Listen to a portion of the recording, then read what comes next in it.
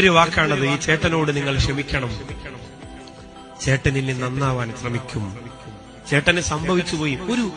ഒരു കുടിയൻ ഏത് മേഖലയിലാവട്ടെ, ഇന്നുവരെ ഏതെങ്കിലും ഒരു സിനിമാ നടൻ പറഞ്ഞിട്ടുണ്ടോ അങ്ങനെ ഒരു വാക്ക്?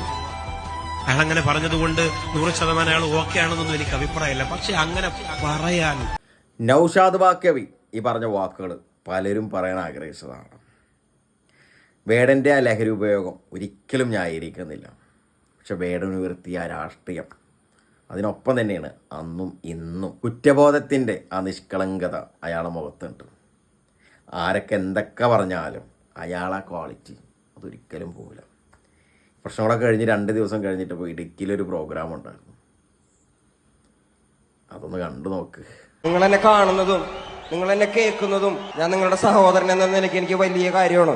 ഞാൻ ഒരുപാട് ഇടങ്ങളിൽ പറഞ്ഞിട്ടുള്ള ഒരു കാര്യം, എന്നെ കണ്ട് ഇൻഫ്ലുവൻസ് ആവുന്നില്ലേ മക്കള്? നിങ്ങൾ ഉണ്ട് ഉണ്ട് ഉണ്ട് എന്നെ കണ്ട് ഇൻഫ്ലുവൻസ് ആവാൻ പാടില്ലാത്ത കുറച്ച് കാര്യങ്ങളുണ്ട്.